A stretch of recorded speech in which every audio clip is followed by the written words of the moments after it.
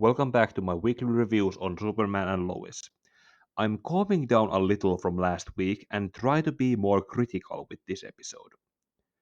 With Superman and John Henry, as whom the Doom Guy has now been revealed to be, the episode moves rather slowly on this front when it comes to this plot line, and I found myself bothered when the scene with them started to go somewhere but was then put on a pause for the other plot lines. The revelation of John Henry's identity and his past brings out another revelation about Lois having had a miscarriage of a baby girl who would have been named after her grandmother on both worlds. This ties into how John also almost got himself killed going through John Henry's van looking for weapons he could use to become useful.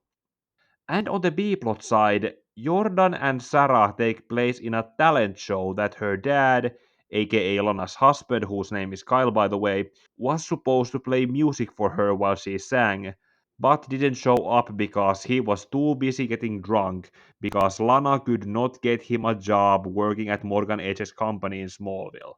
I have not brought up this character very much because he has not served very much narrative purpose outside of being an imperfect husband and father. Don't get me wrong, he is not a bad character, but the quality of his character is not very high when weighted down by his flaws. Okay, and with the B plot out of the way, back to Superman and John Henry.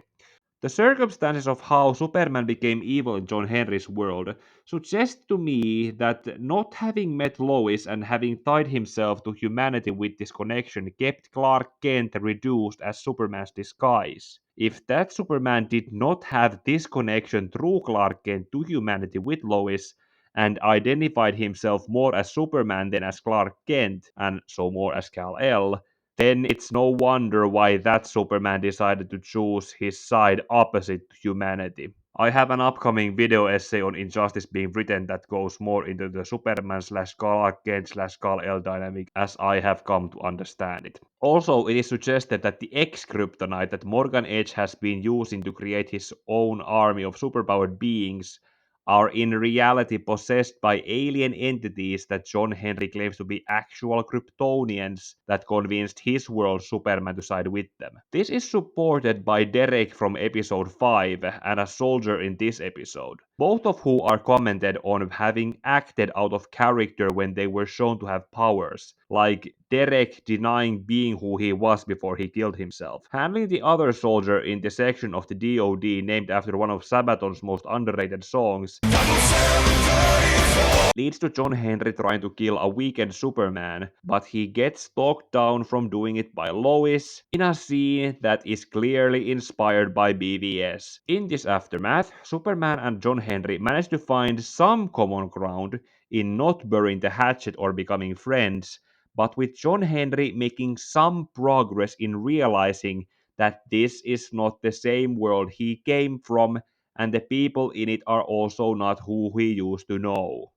While the quality of Superman and Lois has been as high as it is, I am not going to be jumping up and down in praising it anymore. After this first season ends, it should be important to look more into how its story was told as a whole and if it holds to be looked back at in the future. Like the video, comment your thoughts down below, share the video to those who are interested on it, and subscribe for what I will be making a video on next. See you next week for another Superman and Lois review, and may your heart be your guiding key.